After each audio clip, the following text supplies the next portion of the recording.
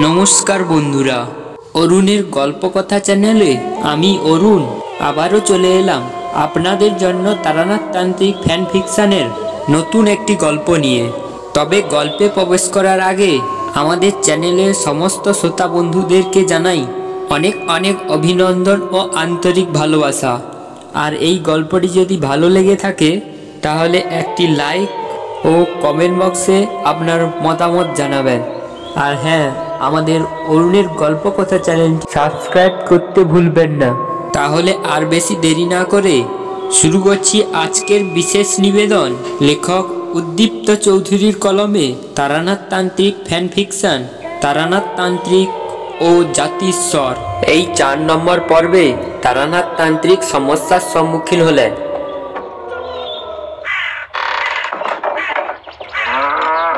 আবার সেই একই ঘটনা। না না না, আর সময় নষ্ট করা চলবে না। এর বিহিত একমাত্র একজনই করতে পারবে। কে কে পারবে? ওগো ওগো, তুমি যেভাবেই হোক ওকে বাঁচাও।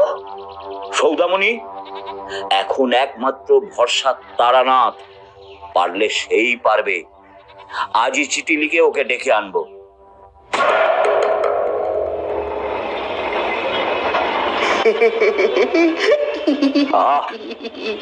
এখানে এসে চুপটি করে বস দেখিনি।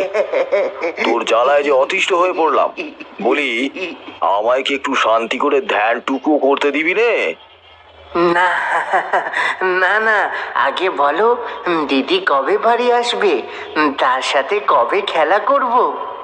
ওরে চারির যে বিয়ে হয়ে গিয়েছে, এই তো সামনের অষ্টমঙ্গলাতেই তো আসবে। তখন না হয় তোর দিদির সাথে যা দুষ্টুমি করিস বাপু। তোর কাকা বাবুরা তো এলো বলে, শোন, ওদের সামনে কিন্তু ভুলেও যাবি নে। হ্যাঁ, এই কথা আমি বলে দিলুম। আচ্ছা আচ্ছা, ঠিক আছে, তাই হবে ক্ষণ। ওরা বুঝি খুব ভীতু, তাই না? বিরাট কিছু সুনাম রয়েছে এমনটাও তো বলতে পারিনি। আর বাড়ি পেতে কথা শোনার মতো অভদ্র অন্তত আমি কিংবা কিশোরী কেউই নয়।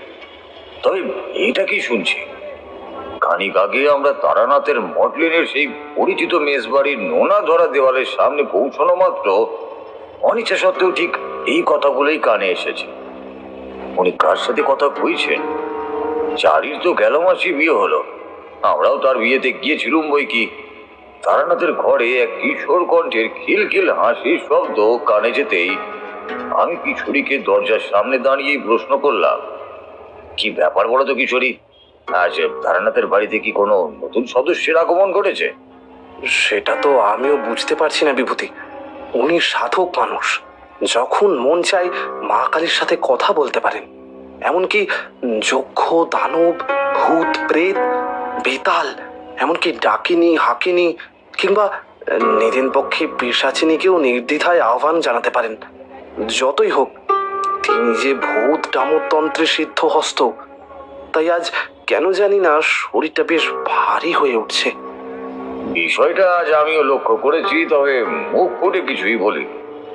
দরজায় বেশ কয়েকবার টোকা মেরে জিজ্ঞেস করলাম, ঠাকুরমশাই, ও ঠাকুরমশাই, বাড়ি আছেন? এতক্ষণ ভেতর থেকে যে কথোপকথন শোনা যাচ্ছিল সেটা নিমেষেই থেমে গেল। হঠাৎ দরজাটা ক্যাট শব্দ করে খুলে গেল। এই ভর দুপুরেও ঘরের ভেতরটা কেমন যেন স্যাঁতস্যাঁতে, অন্ধকার। দরজা তো খুললো, কিন্তু খুললোই বাকি, সামনে তো কেউই নেই। কি ব্যাপার বিভূতি? দরজার সামনে তো কাউকে দেখছি নে। তাহলে তাহলে দরজা খুললো কে? তারানাথ সিদ্ধ পুরুষ, ওনার পক্ষে সবই সম্ভব। ঠিক সেই মুহূর্তে আমার ধুতির কোঁচায় কি যেন টান দিল। আমি অবাক হয়ে সামনের দিকে চাইতেই দেখলাম জানালা দিয়ে যতটুকু আলো ঘরে এসে পড়েছে, যদিও তাতে আলো বিশেষ হয়নি, তবুও দেওয়াল জুড়ে একজনের ছায়া সরু। সে ছুটতে ছুটতে কোথায় জানি মিলিয়ে গেল। ঠিক সেই মুহূর্তে তারানাথের ঘর থেকে একটা কঠিন পুরুষালী কণ্ঠ ভেসে এলো। কইয়ে, বাইরে দাঁড়িয়ে কেন? ভেতরে এসো। আর হ্যাঁ, দৌড়টা দিয়ে এসো। কেমন? কিং কর্তব্য বিমূঢ় হয়ে আমরা খানিক সময় একে অপরের দিকে ফ্যাল ফ্যাল করে চেয়ে রইলাম। এরপর দৌড় বন্ধ করে আমি আর কিশোরী তারানাথের ঘরে এসে ঢুকলাম। এই তো তোমরা এসে পড়েছো দেখছি। বসো বসো। আমি তোমাদের জন্য একটু চায়ের ব্যবস্থা করি। আজ আর চা খাবো না ঠাকুর মশাই, আপনি বসুন। আর এই যে এইটা ধরুন দেখিনি। পকেট থেকে এক প্যাকেট পাসিং শো তারানাথের দিকে আমি বাড়িয়ে দিতেই তারানাথ হাসি মুখে আমাদের দুজনের দিকে তাকিয়ে বলল, চা ছাড়া কি আর আড্ডা জমে? বসো বসো, আমি আসছি। বলি, আড়ি পাতার বদ অভ্যাসটা আবার কবে থেকে রপ্ত করলে? আরে না, মানে আমরা কখন? আহা, বড্ড ভয় পেয়ে গিয়েছো দেখছি। অবশ্য সেটাই স্বাভাবিক, এমন ঘটনা তো আগে কখনো ঘটতে দেখোনি তোমরা, সেই জন্যই। ঠাকুর মশাই, আজ কি আপনার বাড়িতে কোনো কিশোর বালকের আগমন ঘটেছে? যদি বলি তার আগমন ঘটেছে বহু বহু আগে, বললে বিশ্বাস করবে? আলবাত করব। আপনার কথাই বুঝি আমরা কখনো অবিশ্বাস করেছি নাকি? অনুসন্ধানী মন সবসময় প্রশ্নের উত্তর খোঁজে বিভূতি। আমি জানি এই মুহূর্তে তোমাদের দুজনের মনে নানান প্রশ্ন ঘুরছে। তবে দাঁড়াও, সব প্রশ্ন শুনবো তার আগে চাটা করে আনি। একটু আদা দিয়ে চা না খেলে তোমাদের স্নায়ুতন্ত্রের দুর্বলতা ঠিক কাটবে না। আর হ্যাঁ, ভয় পেও না, ও তোমাদের কোনো ক্ষতি করবে না। ও, এই ওটা কে ঠাকুরমশাই?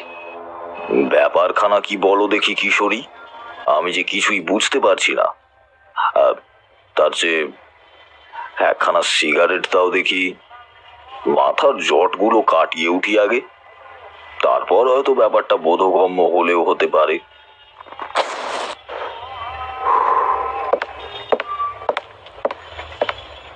আমি আমার পকেট থেকে এক প্যাকেট সিগারেট বার করে একটা নিজের ঠোঁটে গুঁজে আর একটা কিশোরের দিকে এগিয়ে দিলাম।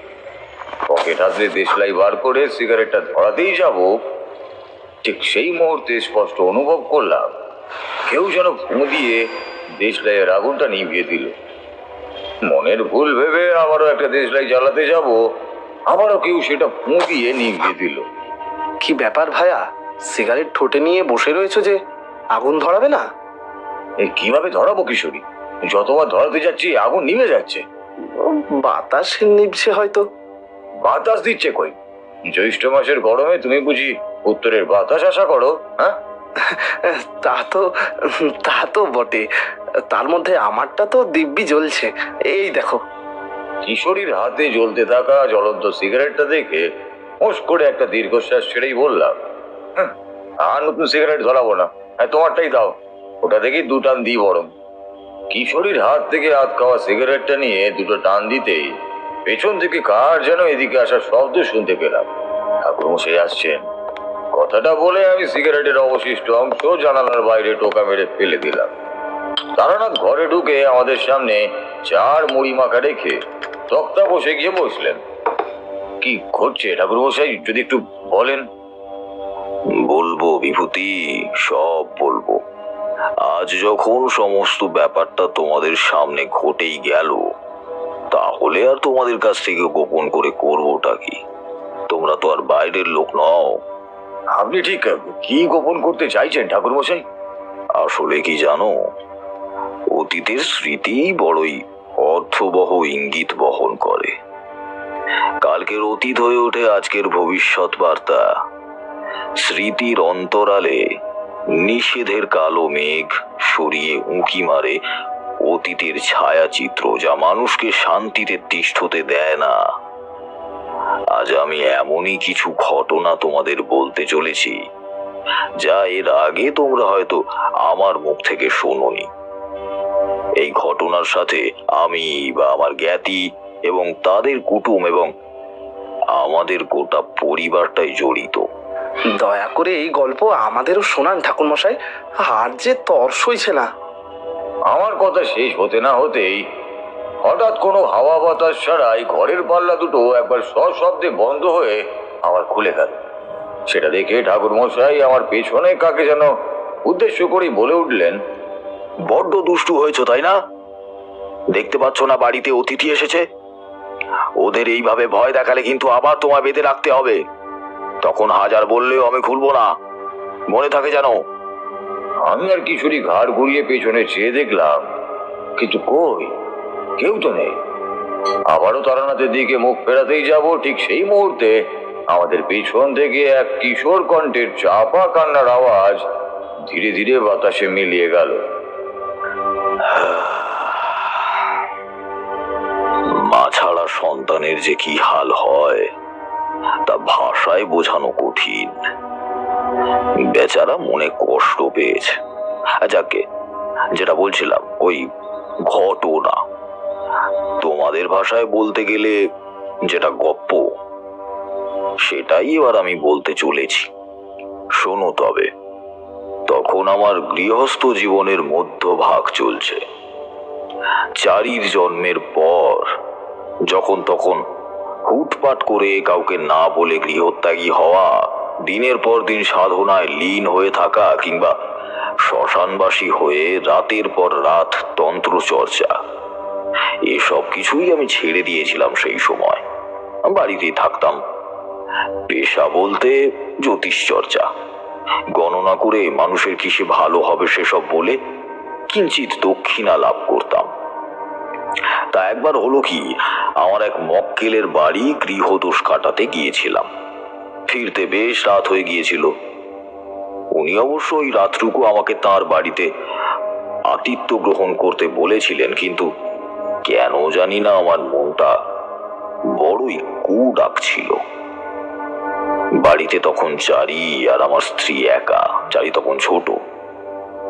কাজেই আমি তড়িঘড়ি করে রাতের ট্রেনটা ধরেই বাড়ির উদ্দেশ্যে যাত্রা করলাম।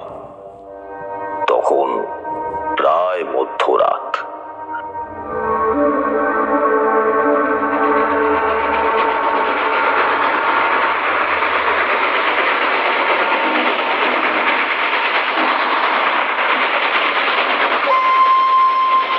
তারানাথ তান্ত্রিক মধ্যরাতে বাড়িতে এসে কি ভয়ঙ্কর জিনিস দেখতে পেল, দেখতে থাকুন পরবর্তী ভিডিওয়।